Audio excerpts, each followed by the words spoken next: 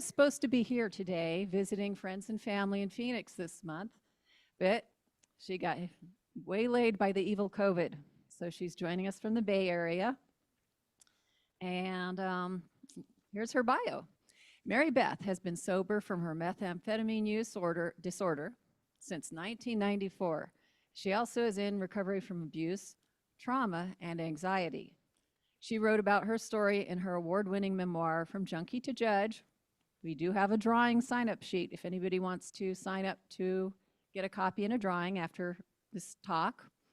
Mary Beth is a director for She Recovers Foundation and for LifeRing Secular Recovery. She also is on the advisory council for the Hyer Calling Foundation. She regularly speaks on behalf of these organizations and about multiple paths to recovery. This includes television, radio, conferences, podcasts, and recovery houses. She develops relationships with other organizations such as Women for Sobriety, and trains attorneys, judges, and medical professionals. Mary Beth regularly writes opinion pieces which have appeared in the Wall Street Journal, Los Angeles Times, Philadelphia Inquirer, Recovery Today, and other publications. Her memoir writings have been published in Memoir Magazine, Awakenings, and Raven's Perch, among others. Professionally, 6 years into her recovery, Mary Beth attended Berkeley Law. She worked at a large firm, then litigated class actions for the federal government. In 2014, she was appointed a federal administrative law judge, from which position she retired early in 2020. Please give a big HSGP welcome to Mary Beth O'Connor. Hello, thanks you for having me. I'm assuming you can hear me. I wanted you to see my face before I put on the PowerPoint, because then I'm going to be a little box in the corner. But let me get started for you. And I am sorry that I'm not able to be there in person. Hold on, let me do the share. Okay, there we go. Share. All right. So this is what I call my presentation, From Junkie to Judge, Recovery Without God. It was actually the original title of my book, but we changed the subtitle. Today I want to go over my story in brief, and then I'm going to explain what is substance use disorder, which is the modern name for addiction. I'm going to go through some tips, treatment options, peer support options, obstacles to choosing secular programs. I'm going to provide you with some resources, and we have Q&A time at the end. All right, hold on, I gotta get my mouse code. All right, there we go. So my story in brief. I say the short version of my story is that child abuse led to childhood addiction. And that is actually a very common pathway. My mother wasn't bonded to me. She left me several times, once for 3 years. She also was violent at times, but things got a lot worse when she married my stepfather when I was 9.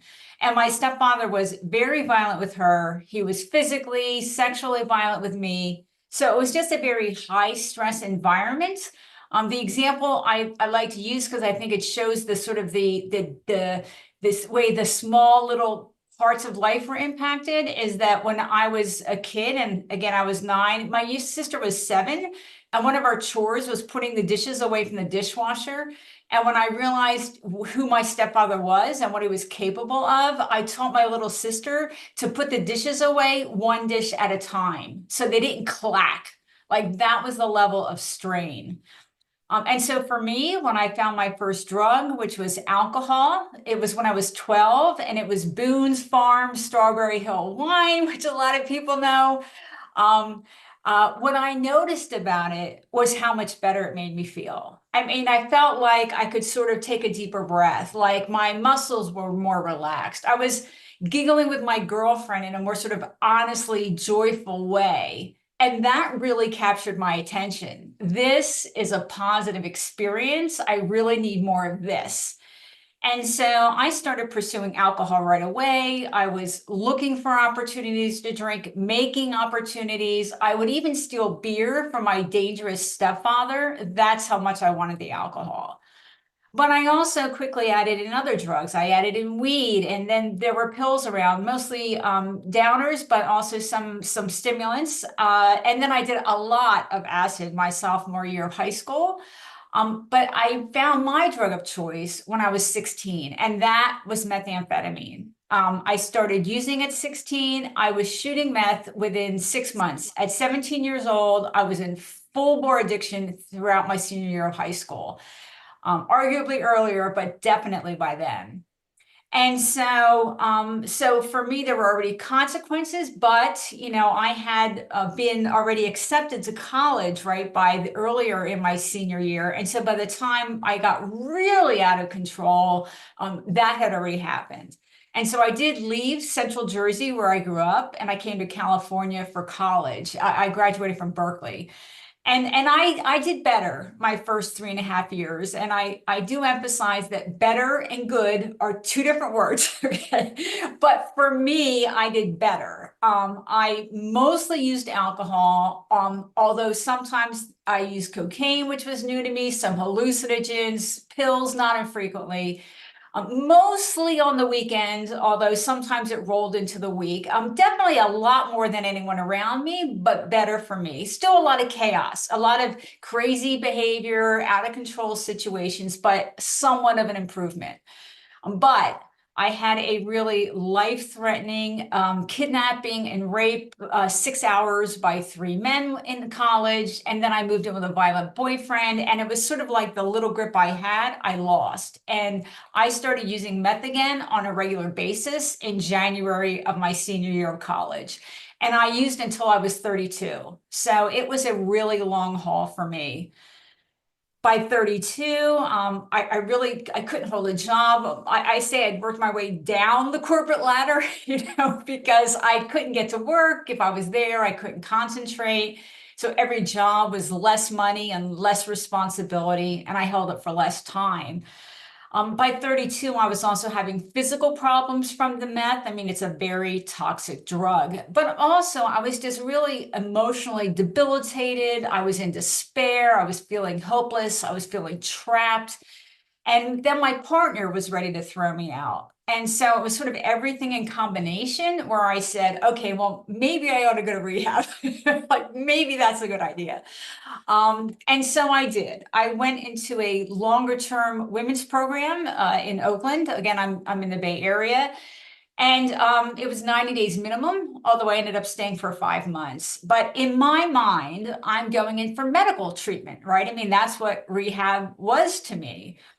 When I got to my rehab, and this is in 1993, what I found out on day one was that my rehab was exclusively and vehemently 12-step only.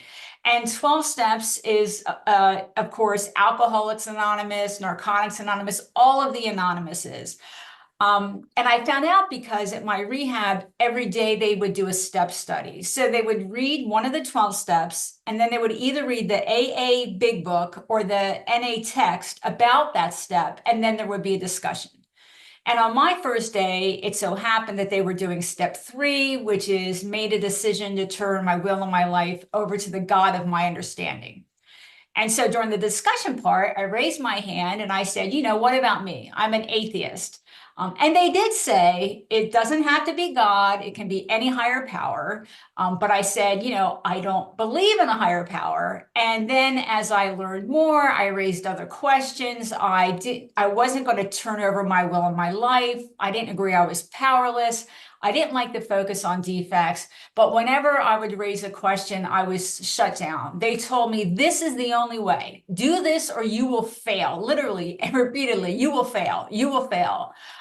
They told me things like my best thinking had gotten me there, to which I would always respond, I promise you, it wasn't my best thinking. But there was a lot of pushback for me to not think, for me to follow what I was being told and to just sort of comply. And that was a real shock to me. I wasn't expecting that. I didn't even know to ask about that before I went to rehab. But I'm paying the experts, right, for treatment. I assumed that they were telling me the truth, that this was the only way. And so I really had to decide, well, what am I going to do here? I can't do that. So what am I going to do? And so what I decided to do was just to keep my mind and my ears open and look for the parts I could use and just ignore everything else. And so, I did all the reading and all the homework in rehab. I participated in class, and they taught us a few good things that I found useful. Like they taught us some of the science of addiction. They told us how to sort of recognize and handle triggers. They recommended that you develop a clean and sober network of people. All those sounded like good ideas. And I did read all of the AA Big Book. I read all of the NA text, and I was looking for, are there any sort of core ideas here that I can actually use? And there were some. I mean, I found the 12-step one day at a time idea really helpful in early sobriety. Like when I was having a bad craving day, I would say, I'm not deciding for tomorrow, right? But for today, I'm not going to use. There were, some ideas about how to sort of build up that sober network as well. Also, in the beginning, the meeting format where people share their sort of drug history and recovery story, which happens at most 12-step meetings. At first, I found them useful because I was hearing people tell their story, and sometimes their story was very similar to mine. And they would yet be standing in front of me at 6 months sober or a year or 2 years, and they looked healthy and they had a job and they were paying off their debt. And it helped me start to be more hopeful that if they could recover, maybe I could too. But I still really vacillated between some hope that I could recover like everybody else and really fear when faced with a universal consensus that I could not. And so when I got home from rehab, and by now it's January of 94, and I'm going to emphasize for the younger people that there is no Google, okay? It doesn't exist. So I got home and I thought, is it really true that there's no other option? And so I got in my car and I drove to the library, and it turned out, even in 94, it wasn't true. And so I did find options. The first option I found was actually the first modern secular recovery program, and it's called Women for Sobriety. They were first as far as in the US for offering an alternative to 12 steps. And in Women for Sobriety, they focus on sort of releasing your past and taking control of your life and positive reinforcement. I also found Rational Recovery, which is the parent to Smart Recovery today. Rational Recovery actually taught that my free will was actually a positive in overcoming my addiction, which was contrary to what I was told in rehab. And then I also found Secular Organization for Sobriety, which I think they have 3 meetings left, but basically they're LifeRing Secular Recovery today. LifeRing broke off in 95 and is by far the larger surviving entity. And I'm on the board for LifeRing. And LifeRing focuses on each person having a unique individual plan that we know what's right for you and works for you may not work for me. And so first of all, it was a great relief. It was like, okay, other people have done it other ways. And that was a real reassurance to me. But I actually didn't end up following any one of those other programs to the letter either. I continued the same way I had started, which is that I read all the books, I went to all the meetings, and I was synthesizing the ideas. What do I think will work for me? And today, LifeRing would call that a personal recovery plan. It's also today sometimes called patchwork or hybrid, but those terms didn't exist in 94. But that's what I did. I built a plan that worked for me. And I do think I did a good job because I just had 30 years of continuous sobriety in January. The other side of it was that I had to deal with my trauma history, right? I always knew that was underneath my drug use. So it turned out that I had PTSD and I didn't know it, which for me showed up as severe anxiety. So I was in therapy for many, many years. It took me much longer to get my anxiety under reasonable control than it did my substance use. And that is also very common. A very high percentage of people that get sober have other mental health conditions that they also need to address. So my legal career, because people always want to know that junkie to judge arc. I actually had gone to Berkeley Law right out of college in 84. But remember, I started using meth again on a regular basis in January of my senior year of college. So by the fall, I was in no shape to go to law school. I tried for a while, but I couldn't get there. I couldn't focus. So I withdrew. I gave back a top 10 law school because of my addiction. And I knew that's why I gave it back. And it was agonizing. I mean, I hated driving by that building. It was really a deep-seated pain. So as I mentioned, after I left law school the first time, I mean, where I was sort of technically going, but not really going, I worked my way down that corporate ladder until I was 32 when I got sober. When I got sober, I actually wasn't ready for a career job, and nobody was going to hire me for one anyway, because I had a Berkeley degree and actually good grades, but I had that embarrassing resume. So I had to start where I was. And my first job when I got home from rehab was a part-time, temporary, low-level admin job.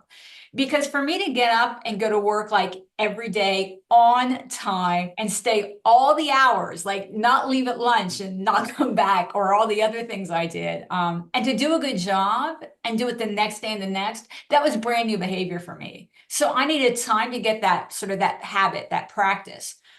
And then my second job was a permanent full-time mid-level administrative job. My third job was a supervisory job at a larger company where I got a promotion. And then at 6.5 years sober, when I was 39 years old, I actually really went to law school. And I graduated from Berkeley Law in 2003. And then I worked at a big law firm for several years, and then I did class action work for the federal government. And then I always emphasize, 20 years sober, I was appointed a federal administrative law judge. I took early retirement from that in 2020. And today what I do is, as was mentioned, I'm on the board for LifeRing Secular Recovery and for She Recovers Foundation. I'm on the advisory council for Hyer Calling. My memoir is out. It's called From Junkie to Judge, One Woman's Triumph Over Trauma and Addiction. The original subtitle was Recovery Without God. And 30% of my memoir is about secular recovery. It's about my first 3 years of building a secular and individual recovery plan. I didn't see any memoir out there that wasn't 12-step. And so I really felt like there needed to be one that represented an alternative way of approaching recovery. And that was a big reason I wrote it. I've also had essays in the Wall Street Journal. My first big public essay was called I Beat Addiction Without God. The Wall Street Journal actually chose to put that in the religion column. So if you want to go and look at it, you will see the comments. If you have a subscription, people were not happy with me. I've had other pieces about, secular recovery, multiple pathways to recovery, including in recovery today, how I attained 20 years of sobriety by rejecting my rehab submit to AA order. I'm also a speaker. I speak at conferences. I speak to organizations like yours. I do keynotes for recovery organizations. I actually train lawyers and judges in continuing legal education about substance use. Some of the same presentation you'll get today, part of it is the same. As my husband says, he thinks I need to look retirement up in the dictionary because I don't know what it means, but this is what I do now. All right. Substantive presentation. So you may have noticed that I usually say substance use disorder instead of addiction. I will occasionally say addiction because it's shorter, or I might say SUD for SUD, SUD. But the reason for that is because substance use disorder is the modern term, and it's to put addiction in the medical box where it belongs. So it's a person with a substance use disorder, just like it would be a person with anxiety or a person with diabetes. It puts it in the medical box. It's also the term that's used in the DSM, the Diagnostic and Statistical Manual, which categorizes mental health disorders. Substance use disorder is a mental health condition. The definition of substance use disorder has changed a lot in my 30 years of sobriety. It used to be that the entire or almost entire focus was sort of like, what's your consumption? So for example, with alcohol, and by the way, anytime I say the word drug, I always mean including alcohol, okay? Alcohol is a drug. It's still the #1 used drug in America. It is actually still the #1 killer. Despite the overdose epidemic, where we have lost for the last 3 years, for the first time, we've lost over 100,000 people a year to overdose. It's the #1 killer in the 18 to 35 age group. Despite that, alcohol still killed more people those 3 years than did all the other drugs combined, except for cigarettes. So every time I say drug, it means including alcohol.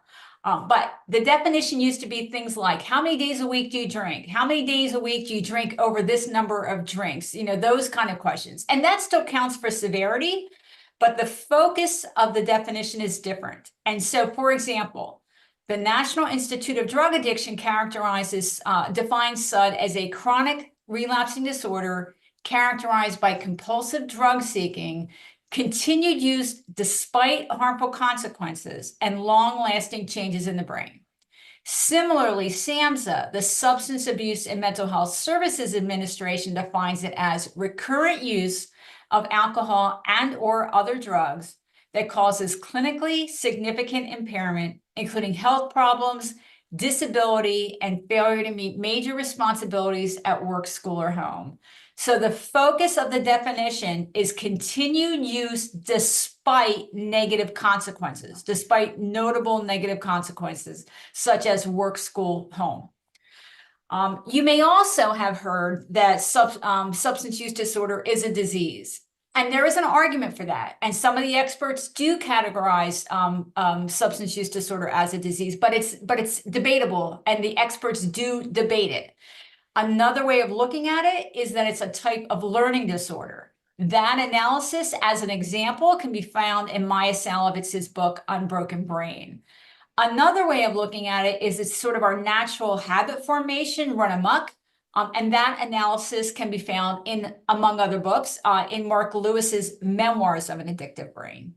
But regardless, right now, it is in the DSM. It is categorized as a mental health condition. The other thing to know is that today, when I was in early sobriety, they sort of taught us that there was this invisible line where one day we crossed from drug abuser to drug addict. We didn't know what day that was, but that was the thinking, the concept. But today we don't think about it that way anymore. Today's substance use disorder is characterized on a spectrum, mild, moderate, or severe, just like all other mental health conditions. Just like anxiety can be mild, moderate, or severe, or depression can be mild, moderate, or severe. So can substance use disorder. It's on a spectrum.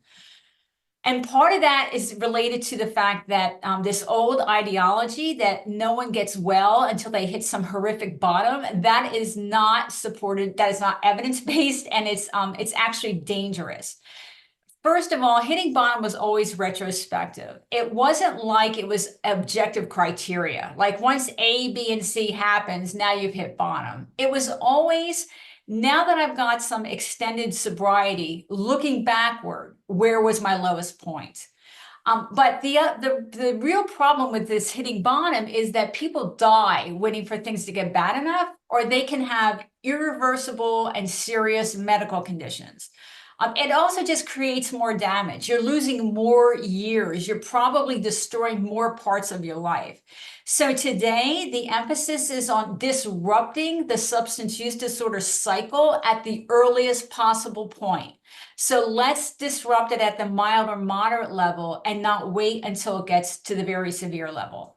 Now, don't get me wrong. When I take the DSM test, I would have fallen at the very severest level, and I got sober. It's not that it's impossible. It's that we want to encourage people to try to get it under control before they've lost as many years and destroyed as much of their life.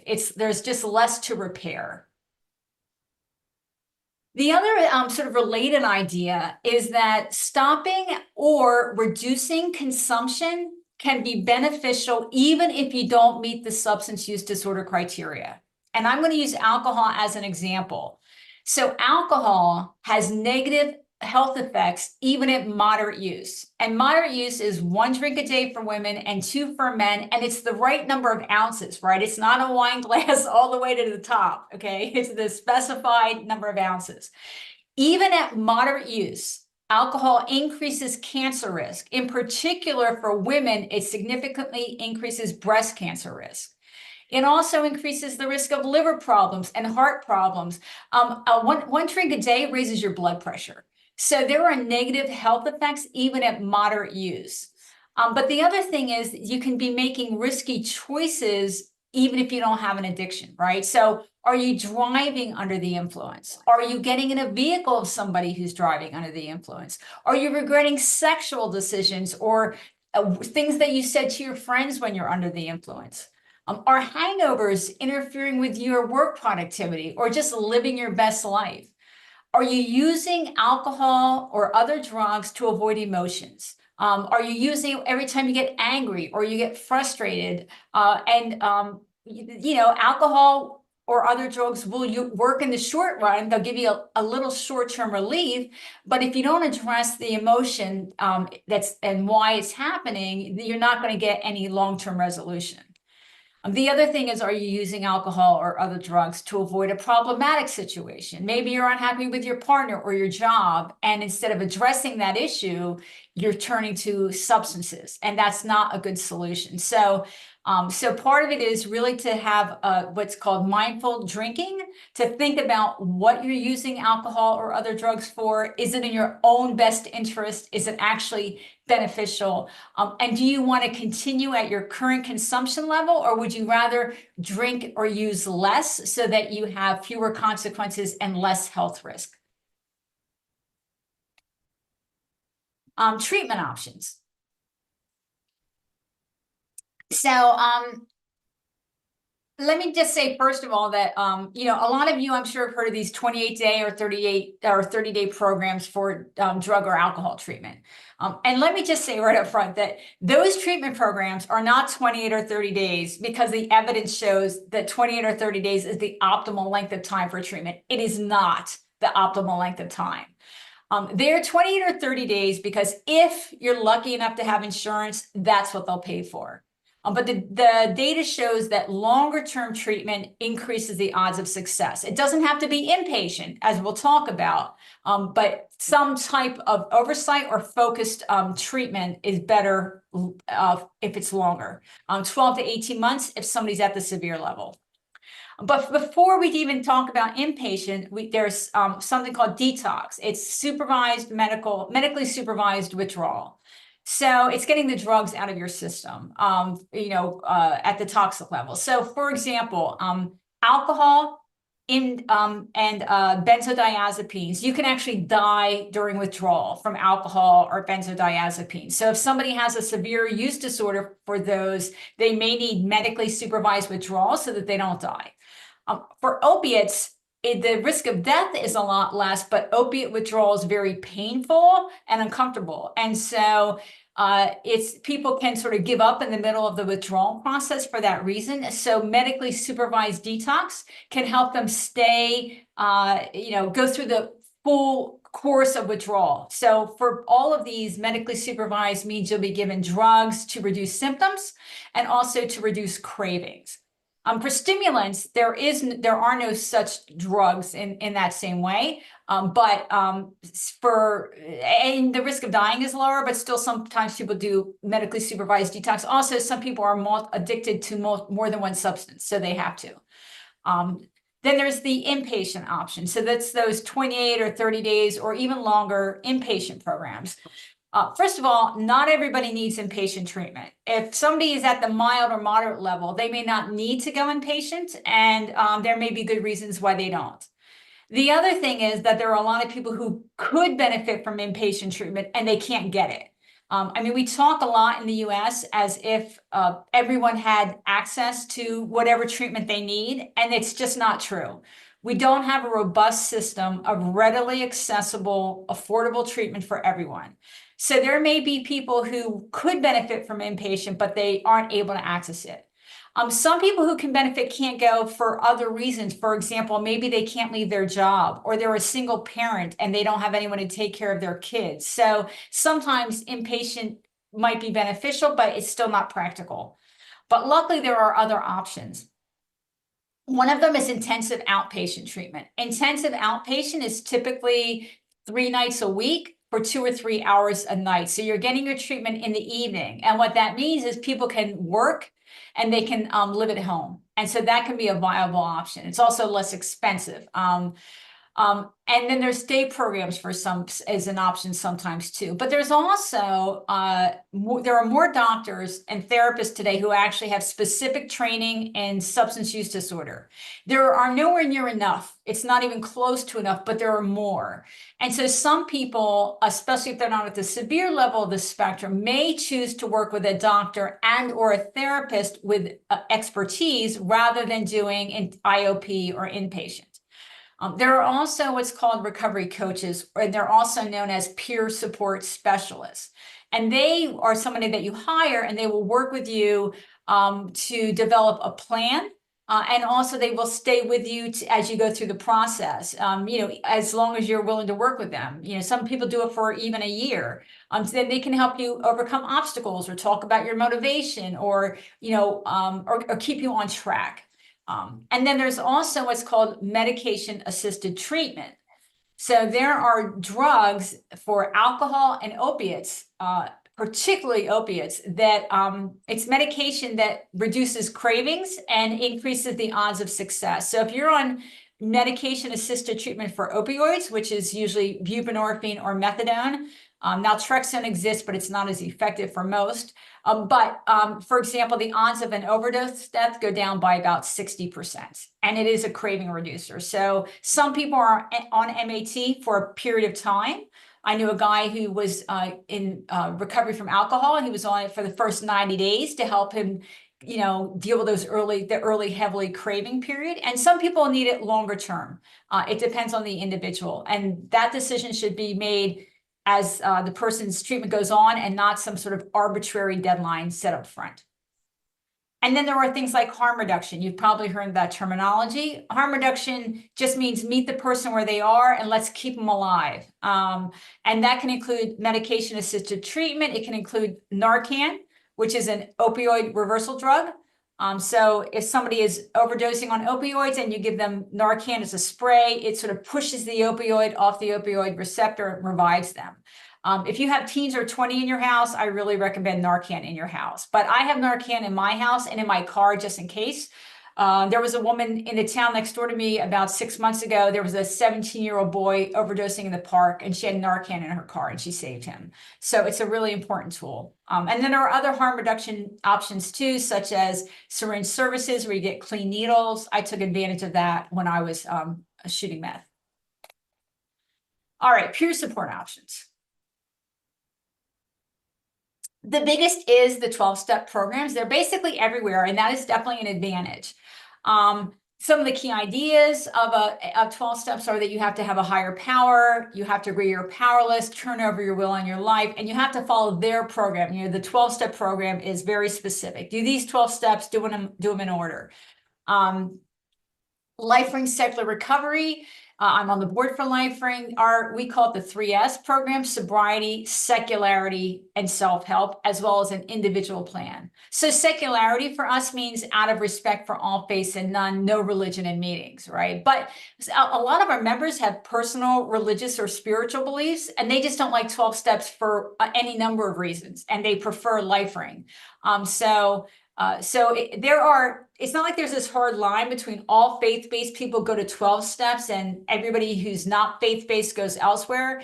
There are atheists and agnostics that can make 12 steps work. I couldn't, but some can. But there are also a lot of faith-based people in the other programs. So it's really about looking at the program as a whole and looking at the meeting format and seeing what's the right fit.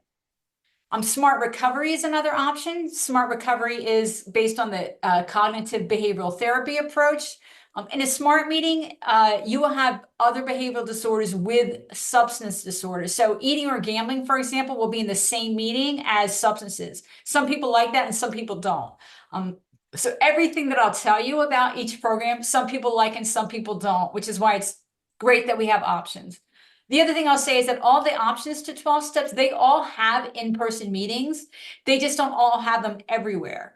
But even if it's not in your local community, all of the programs, including 12 steps, also have online meetings. So they're all available today. It's much different than when I got sober in 1993. She Recovers Foundation is another option. She Recovers is not just for substance recovery, but it's also for recovery from trauma, mental health, other behavioral disorders, grief, loss, everything. It's a focus on strengths and focuses on the journey to wholeness. Women for Sobriety, I mentioned. The goal of Women for Sobriety is for its women to become capable, caring, competent, and compassionate women. It's called the 4C woman. Recovery Dharma is Buddha-based, focuses on inner wisdom, also the individual journey, and there are others. I mean, these are the 6 largest, but there are definitely others. But also there's none. About 20% of people who get long-term sobriety don't use any peer support group at all. A lot of the alternatives do what I did or focus on what I did, which is the personal nature of the recovery plan, right? It's self-empowerment, that you design your own program, that you're the decision maker. It's not that you need to get sober alone. It's that you get to decide what your program's going to be. And there are some real benefits to the personal approach, and one of them is really self-knowledge. Because what I really did was an analysis, right? It's like, who am I? Where am I and where am I trying to go? And how do I think I can get there? And that sort of analysis can really create a strong sense of ownership to the recovery plan. It's your plan, you designed it. But that can help with the resilience. If you're pushed off track or at risk of getting pushed off track, that ownership can be an advantage. But it's also about, teaching yourself that you can actually guide yourself forward in life. Because it turns out that that same analysis that I did and that groups like LifeRing encourage, that analysis about what the plan should be for me, what I think will work.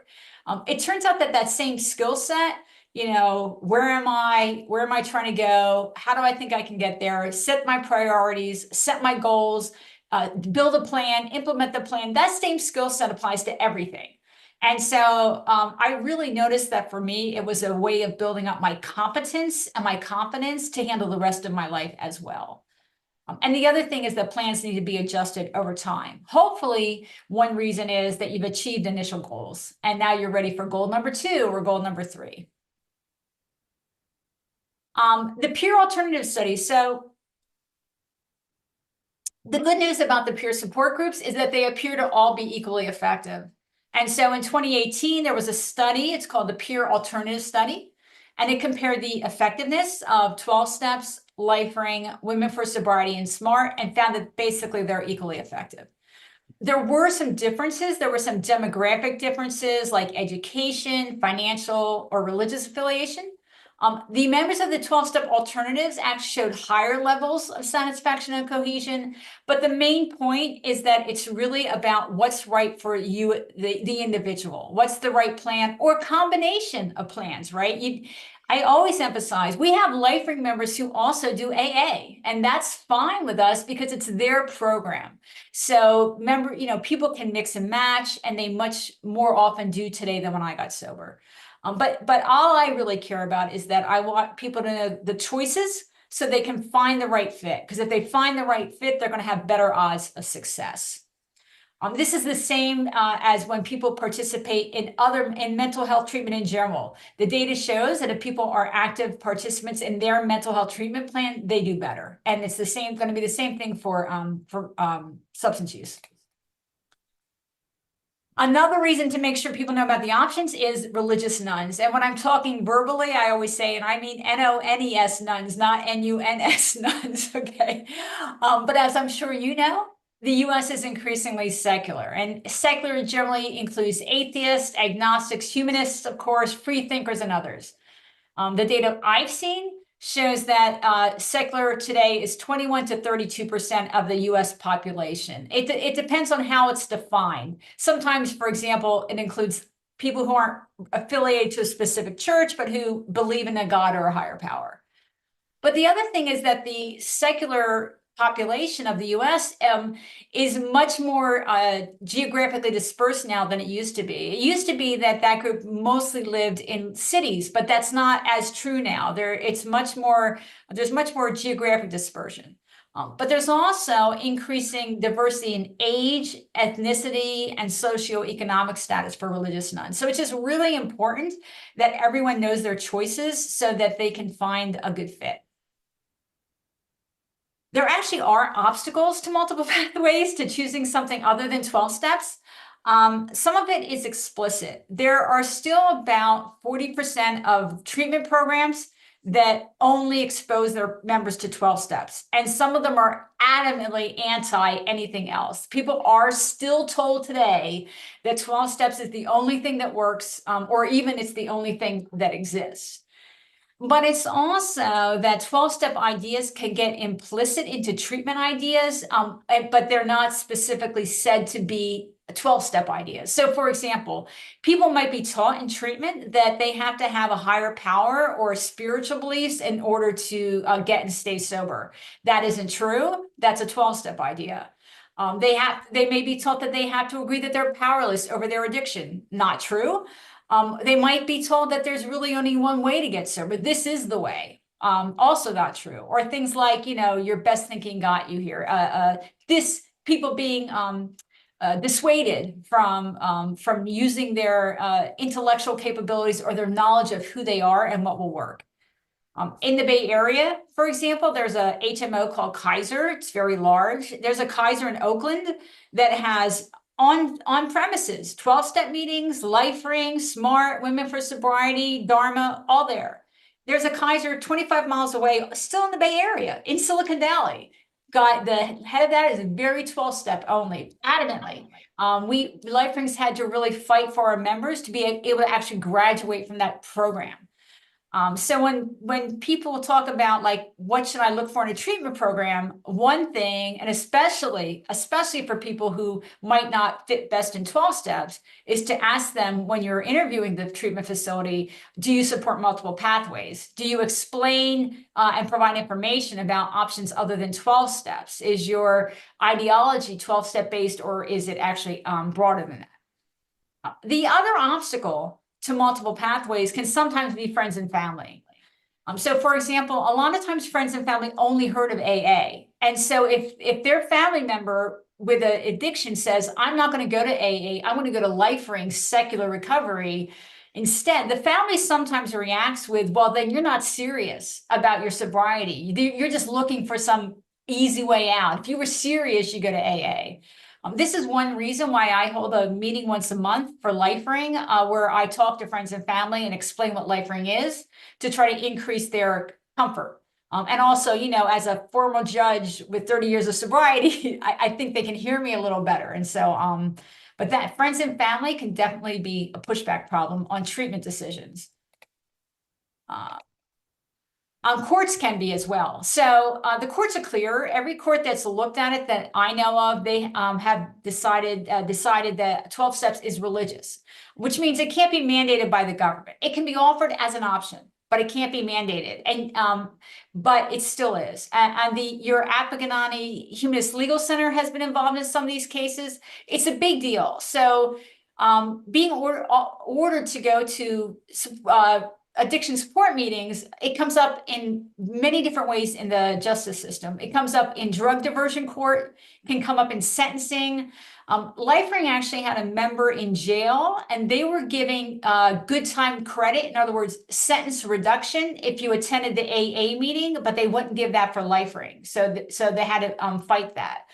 It comes up in probation. Peer support can be a requirement. It can come up in parole. It can come up in family law, like for visitation with your children. So it should be that when you're ordered to peer support, it should be, peer support rather than 12 steps. But literally, a lot of times the piece of paper they want you to get signed if you attend a meeting, it says AA/NA at the top. So it's an ongoing problem, and there's you really have to have. The other problem is it's hard for people to push back because they're under the thumb of the parole officer or the probation officer, and they may not want to make waves. But when I train lawyers and judges, one of the things that I emphasize is it's not just that it's illegal. It's really that if their goal is to increase the odds of success of the person that they're overseeing, then they need to allow them to go to the support group that's the right fit. Because if you're forced into the wrong program, you're not going to do as well. They're going to undermine the odds of success. That, when I say that, they tend to hear me a little better. And so I really do try to emphasize that when I do trainings. All right, resources. So National resources, SAMHSA has a lot of information about SUD. Also a list of programs, like it has peer support groups, including LifeRing. You can go onto the SAMHSA site and put in your zip code, and it'll give you a treatment provider list. It's not really vetted, but at least it's some place to start. There's also an evidence-based practices toolkit. What I recommend if people looking for treatment is to look at that evidence-based practices toolkit and then ask questions about that when you're interviewing the treatment facility. Do you do this? Do you do that? You know, it can really help. There's some research and data there, but on the NIDA site in particular, there's a lot of the science. There are a lot more studies about substance use and recovery in the last 20 years than there were before. So we have more actual data. And a lot of that's on the NIDA site. Arizona, your Department of Health Service, by the way, horrible website. It's the worst website for this I've ever looked at. But there is some opioid and overdose information. In Maricopa County, there is a mental health and substance use department with information, resources, harm reduction services.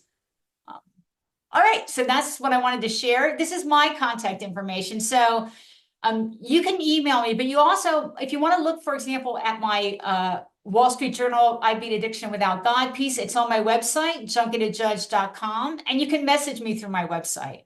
I'm on Twitter at MaryBethO_, where I provide a lot of information about substance use. I'm on LinkedIn, and then my book, of course, is on Amazon and all the usual sites. And I will emphasize again, it's actually the only memoir I know about that goes into detail about building a secular plan. All right, so that's it. I know it was a lot, but I wanted to give you a good overview, and now I'm happy to answer any questions. Thank you so much for your presentation. I will go ahead and start passing around the mic in the room. And for those of you who are watching online, feel free to put your question in the chat on YouTube, and I will ask that for you. We'll start here, and then let's see, 4 hands raised already. Yeah, Mary Beth, thank you for your time. This is really enlightening. I come from a family of alcoholics myself, so definitely super interesting. One of the things I think about here, and I'd like to bounce this off you in terms of root causes, I think a lot of this, it seems like it comes back to sort of like bad parenting or neglectful parenting early on. There's so many thoughts going through my head about homelessness and stuff, but I think the first question I have is, like, in your mind, like, how do we work on in society, like, sort of beginning to fix the bad parenting problem or the neglectful parenting problem that seems to, like, undergird a lot of these issues that ultimately wind up in substance abuse, homelessness, and therefore, like, you know, greater harm to society? Yeah, so there are two root causes that get to a lot of the reason that the US has, by the way, one of the highest rates of addiction in the world. And those are trauma, childhood trauma, but it's also untreated mental health conditions, right? And so people will use drugs to try to what's called self-medicate, and that can turn into problems later. So I do always emphasize that one of the keys to reducing our substance use disorder rate is to get people the mental health treatment that they need at an early age, whether that's just for biochemical reasons or if it's because they've had some kind of a traumatic event. And parental neglect is a type of trauma if it's ongoing, right? I mean, not having support, not having a parent be on your side. This, for me, I had that, and it created a lot of anxiety. I mean, I could always point to the big trauma events, the worst beatings, but the truth is a lot of my stress came from being alone and knowing that there was sort of nobody in the household on my side. So I always do recommend early intervention for children on the mental health side, because that's going to be a big factor in reducing the rate of substance use disorder. Another factor too is just trying to get kids to wait to use drugs. The earlier that somebody starts using drugs, especially before 17, the more likely they are to develop a substance use disorder rate problem. And so today there's a campaign, it's called Just Say Wait, WAIT.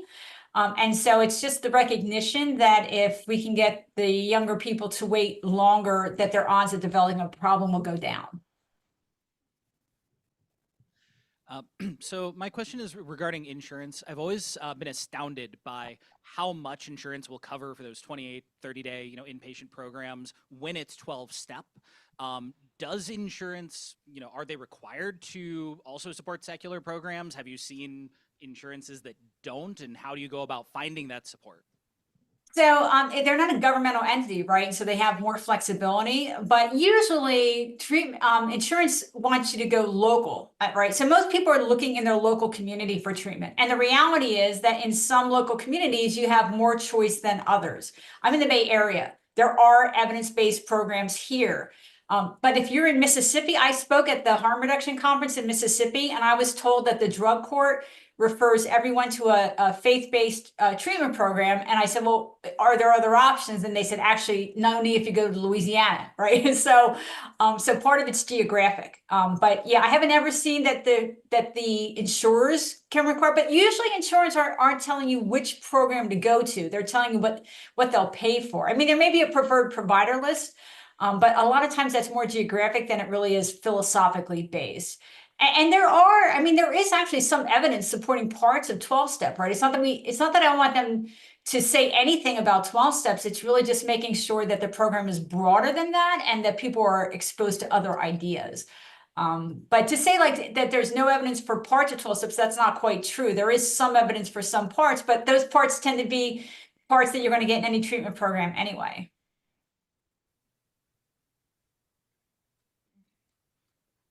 Thank you, Mary Beth. I really enjoyed it. I'm a recovering alcoholic, and I've been sober since 1987. And I just want to make sure that the people here realize I got sober in AA because that's all they had.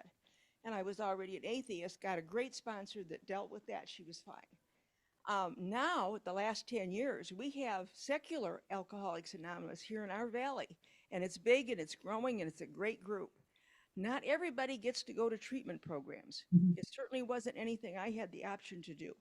So it's really important to know you don't have to go to a treatment program to get sober. And I did have people telling me I couldn't get sober without God. And bullshit.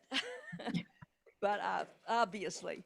But anyways, people know here in this valley we have a lot of secular AA, and it's very good. And it's great programs, and you can find them on the web. They're easy to find. Well, that's right. I mean, but the thing is that even secular AA isn't going to be the best fit for every atheist or agnostic, just like LifeRing isn't the best fit for every atheist or agnostic, right? It's really about the details of the program. There are a lot of differences in the philosophical approach, and there's a lot of differences in the meeting formats. And so, and that meeting format can really make some people comfortable or not comfortable. And so, yeah, it's great that there's more options, and there is secular 12 steps, but that, still doesn't mean it's the best option, but it's an option to be looked at. So I always recommend look at those top 6 and see not just the philosophy, but the meeting formats really vary, and it can make a big difference as far as how comfortable people are in the meeting and as far as what they get out of it. Hey, so hello. It's a very insightful speech. I really appreciate it. Personally, I read some books about substance abuse, like Easy Way to Stop Smoking and gambling addiction book, and I've watched some movies regarding drug abuse. I don't know, maybe I'm addicted to substance addiction itself, but but the thing is that you mentioned about alcohol, tobacco, and drug abuse. For alcohol and drug and tobacco, it's easier to get access to, but for some of the drugs, it's harder to get access to. So my question is actually because you were a judge, right? Like all the regulations, you can access so many resources, and you are aware of them. If I want you to name, set up a rule, a single one, that could really help this situation. Because for me, I've seen people, they are rich, they still substance abuse, right? They're poor, they're bad parenting, good parenting, live better or worse. It doesn't matter, regardless of their life situation. They still resort to drug, this kind of thing. If I want you in an ideal world, all of those things are still here. They're not they won't disappear. But if you want to set up a rule, a law, what do you think is optimal or best options that according to you? Yeah, so I'll answer that in just a second. Let me just first say, drugs are easy to get. If you want, I haven't done meth in 30 years. Give me a week. I'm sure I could get it. I mean, we want to talk in society sometimes like if we just make drugs illegal, people can't find the drugs. That is absolutely not true. Okay. Everybody in your community who's interested in drugs can find drugs. That's not a problem. As far as the policy goes, for me, I support decriminalization of all drugs for personal use. And there's a couple reasons for that. Well, I have many reasons, but I'll give you three. Okay. Number one, the federal government itself recognizes that substance use disorder is a medical condition, and yet they criminalize it. That's a contradiction. So we have 500,000 people in jail today just for possession, not for any other drug-related crime, just possession. The other thing is that it is a lot more expensive to incarcerate people than it is to treat people. So we could treat 3 or 4 people for the amount of money that it costs to incarcerate one. So it's not a good use of our tax dollars, and it's not effective.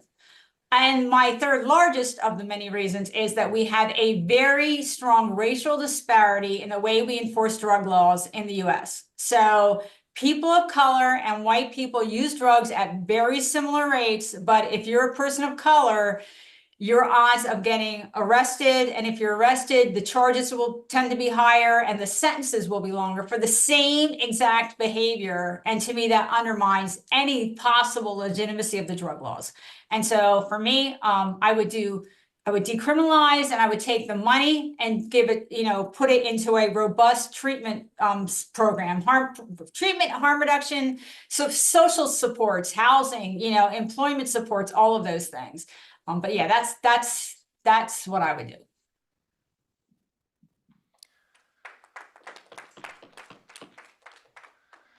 Thanks again.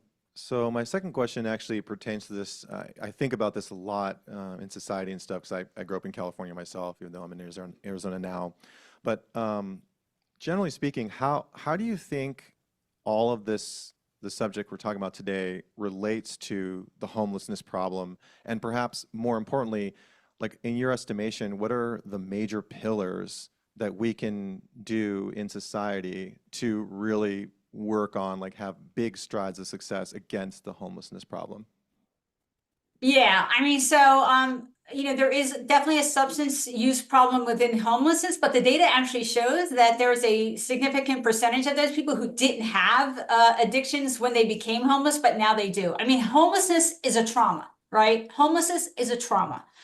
And so it's understandable that that's going to either exacerbate or create a substance use disorder problem that didn't exist earlier or that didn't exist as bad.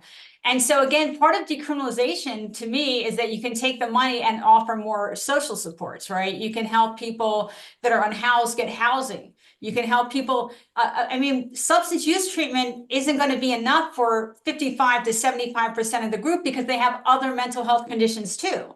So you need the substance treated as well as the depression or the anxiety or the PTSD. That's called dual diagnosis or co-occurring disorders. But people need, there's a big housing first push, right? That people, it's much harder to get sober or to make healthy choices when you're living out in the street. If people are housed, the data shows they'll tend to do better in all areas of life, but they need sort of those wraparound services. And so for me, part of this is let's take the money away from the police that, for the drug side of things, let's take away the money from the prison system. We won't need as many parole officers or probation officers. All those things will save a lot of money that can be better purposed. And a lot of those funds could be also helping with reducing the homelessness problem. Thank you, Mary Beth. Great presentation. I loved your comments about decriminalizing drugs and the money that we waste, tax money that we waste treating drug issues as a criminal problem instead of a medical problem. Yes. Right now, really up until about 5 or 10 years ago, I was encouraged by the fact that it seemed like America, the tide of opinion in America was moving towards treating drug abuse as a medical problem instead of a criminal problem. However, in the last 5-10 years, with the explosion of the fentanyl epidemic and the rise of the religious right, it seems like things have turned around and they're going in the other direction. Recently, I just saw a film of a pastor in some church in Crackerland, basically from the pulpit saying that Democrats, liberals are evil incarnate and they need to be killed. So when you've got it seems the tide of the country now is moving back towards criminalizing drug usage instead of treating it like a medical problem. How can you be encouraged that these things are really going to go in the right direction? Thank you very much. Yeah, I mean, I agree with a lot of that. So there was, there has been an increasing push towards harm reduction, towards viewing the pill epidemic, right? Really changed some people's attitudes. In other words, compared to the crack epidemic, where it was complete, let's criminalize, stigmatize, disparage people that had a problem with crack, compared to the reaction of many to people who had a problem with pills. It was much more sympathetic, and it created much more of an understanding that it is a medical condition, and we need to treat it that way. But you're right, with fentanyl, some of that, there has been some backtrack. Including that there are now, there's an increased push in some jurisdictions where we're going to, anyone who sold fentanyl to someone who died, now they're a murderer, right? And they're going to get charged with murder. And I'll say one of the things about that is that there's a discussion as if who they're going to catch are the kingpins, that's who's going to get caught under these new laws. It's not the kingpins. It's the person's friends, right, or their family, who may well have done the drug with them, had no intention of killing them. So there has been a backlash. Oregon decriminalized personal use to a large degree, and within 18 months, they got rid of it. I mean, the drug war has been going on since the 70s, and it's completely failed. And last 3 years, again, more than 100,000 people died of overdose. That's not a success. And yet they gave the Oregon program 18 months, and the money didn't even come out for over a year. So it is definitely some pushback and some regression. Still, if you look at the whole picture, compared to where we were 20 years ago, I think we're in a better place. We're just not where we need to be, and we're just not going 100% forward. There has been some pushback, I agree. Thank you very much. As yet, we do not have any online questions, but we have 3 more right now with our hands raised. How much time? We don't want to overstep our time here. No, I'm good. Whatever. I always want to answer the questions that people are interested in. Fantastic. Thank you. Hi, thank you for your talk today. What tools may you have in your toolbox for helping to convince someone to keep trying? Just this last week, I was having a conversation with someone who's going through substance abuse. And one thing they kept saying to me was, but I've failed so many times. Yeah, so I'll say 2 things to that is, one is we hear a lot about this data, like people only succeed 10% of the time or 15% of the time. That's not true in life, and that's really about each effort. In their lifetime, 75% of the people who had a substance use disorder at one point will recover. So it's actually higher than most people realize. The other positive data point I'll throw out there while I'm talking about it is that once people hit 5 years of continuous sobriety, they have an 85% chance of never relapsing again. So the data is pretty strong on the positive side. Not well advertised, but pretty strong. But part of what I'm hearing is, what can I do as a friend or family member to help somebody who's struggling with substance use? And there is so that old idea of tough love, like cut them off, tell them they have to do what you want them to do and do it now, or you're never going to talk to them again, all that is not evidence-based, okay? It works, in a small percentage of cases, but it's not evidence-based. The evidence-based approach is called CRAFT, Community Reinforcement and Family Training. And then there's a very good book based on CRAFT techniques for friends and family. It's called Beyond Addiction, and there's also a workbook. So Beyond Addiction teaches sort of what is addiction, I mean, in more detail than I did today. And also, why is it so hard to stop? What are the habit formation processes that make stopping difficult? but also how do you sort of use positive reinforcement techniques to move your loved one in a positive direction. But it's also about what friends and family shouldn't do and what they can't do. And so it's a really useful tool for all of that in one very well-written, easy to read book. And so I always recommend for friends and family Beyond Addiction. I agree with your statement that the U.S. seems to have more addiction problems than, or at least substance abuse problems than other countries. Can you speak to why that is the case? Yeah, I mean, it's based on the world data. You know, there's substance use disorder data worldwide, and we are at the very high level. I think it's a couple reasons. One is we don't have robust treatment system, but also, you know, the U.S. just has, in general, fewer social supports than a lot of other countries. It's just to be honest, U.S. is a harsher place to live, right? If you run into trouble, there's less help. It's easier to sort of fall off the grid or fall off the, even stable slope, much less upward slope. And so we just don't have, when people run into trouble, we don't have as much of a built-in system to help them get back on track or to help them resolve it. And we just don't have, a strong support system in general. I mean, one of the things to think about, for example, with the pill epidemic, the US as a whole was flooded with opiate pills, right? As a whole. But the places where the substance use disorder rate was the highest as a result of that, they were places in dire economic straits.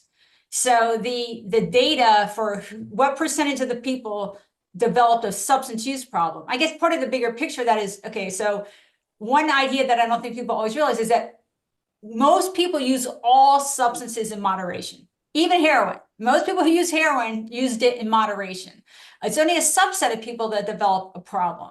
When you look at the pill, flooding of the U.S., the much higher substance use disorder rate developed in places that were economically deprived, places where their jobs had gone, the areas were in a downturn. And that's related to whether you have opportunities, to whether you have safety net, to whether you have emotional and financial support when things go wrong.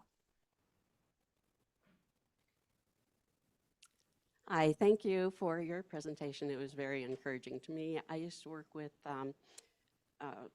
organizations that worked with hepatitis C individuals who were also IV drug users and recovering, and a lot of it was all just basically your 10-step programs. And what I noticed, and this is just my own observation, but back then, that the 10-step program was about it, or AA, and it seemed to me that they became addicted to religion once they got over their addiction to drugs. Is there any kind of data or truth to that, or is that just my own observation? Well, I'll say a couple things. One is that remember what the definition of addiction is, right? It's continued use despite negative consequences. There's a difference between I spend a lot of my time on this, or I'm strongly committed to this, and an addiction. So are they going to so many 12-step meetings or so many religious events that they're sacrificing other parts of their lives that are actually important to them, their family or work or their health? That's when it becomes a problem area. It's not about the degree of commitment. And so I would make that distinction there. Yeah. But I mean, a lot of people, there's this whole ideology about 12 steps as a cult. You can Google it. There's a lot of people who have opinions about that. Part of the reason people say that is because of the pressure sometimes to not think independently, but to follow what you're told. And I will say this in defense, to the 12 steps defense, a lot of this can vary depending on what meeting you hit, what town you're in, what the local culture is, right? People can get a good sponsor who's much more open-minded, and they can get somebody who's very rigid. And part of the problem is when you're told you have to do something, and then it's sort of luck of the draw if you get someone who knows how to do it well or not, right? Whereas if you're sort of encouraged to use your own judgment, that can make it easier to see problems arise. But yeah, I think I think I hit all of your question, but if I didn't, let me know. This is my third and last question. So I'm very curious to know your thoughts on how would you respond to those critics pertaining to decriminalization that would say, well, look at downtown Portland, look at the Bay Area, look at Skid Row, look at downtown San Diego. They're filled with, more than ever, they're filled with drug users and encampments and stuff. It's just, wouldn't decriminalization just make it way worse? Well, I mean, I know in the Bay Area, there have been studies and they found out the number one reason for people being unhoused is actually the cost of housing. I mean, the cost of housing is outrageous here. And in most of the areas that you're talking about, the cost of housing is very high. But the other side of that is that, you know, there are other examples of people who have decriminalized well. One of them is Portugal. And Portugal didn't just decriminalize. They redirected the money. They took the money and they put it into education supports and housing supports and drug treatment supports and mental health treatment supports. And their drug use rate went down, but their crime rate, as a general matter, their non-drug charged crime rate went down, because people are doing better and they had access to medication assisted treatment and they didn't need to steal as much, you know, for their drugs, and they were supported by the society. And so all of the examples that we have in Europe show us that there is a way to make it work, but the other thing I'll say is that Oregon decriminalized, and yes, their overdose death rate went up, but that's because fentanyl hit at the same time as the decriminalization. Washington State, they got hit with fentanyl at the same time as Oregon. Their overdose death rate went up actually a little bit more than Oregon's did when Oregon decriminalized and Washington State didn't. And so you really have to look at the way people are using statistics and what those statistics actually mean. But, you know, the reality is that most people don't, the data doesn't show that people use more drugs when drugs are more legal, right? I mean, cannabis use has gone up a bit, but it's because people are giving up alcohol. So it's more of a swap. And actually, cannabis is, from the health side, especially edibles, they're less risky than alcohol. They have risk, and we want to be honest about the risk. We want to study the true risk. For example, teenagers that use high potency cannabis at a young age are more likely to get psychotic symptoms. It's not most of them, but there is an increased odds, especially if any kind of psychosis runs in your family. Teenagers really need to stay away from cannabis until their brains are fully developed. So we want the truth out there, but we want it out there in a data point. So, you know, there's just, the evidence hasn't shown in other places that have done it that reducing criminal penalties increases drug use. It doesn't. Thank you so much for these wonderful questions. We have a little bit more time, so if you have any questions, please raise your hand. Otherwise, we're going to, yes, no, yes, anybody? Okay, so I guess then we're going to wrap up. If you still have your slides available, would you please repeat your contact information? Are there any podcasts, YouTube videos, anything like any movies that you recommend that are adjacent to your talk today?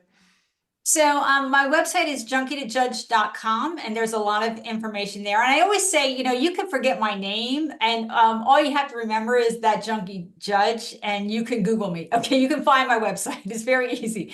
I have some of my podcasts there, some of my television and radio interviews, as well as my opinion pieces. And again, you can message me through there. So there's that. I mean, there are a lot of really good podcasts out, including there's some for friends and family. My friend Jim Horton of the Horton Foundation has a friends and family podcast.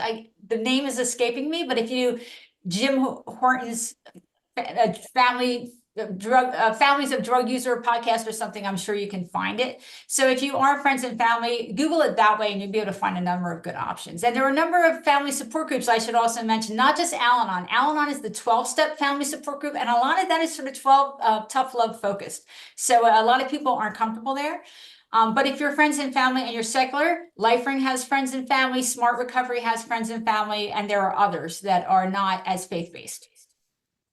Fantastic. Thank you again for a wonderful presentation. Please give a thank you.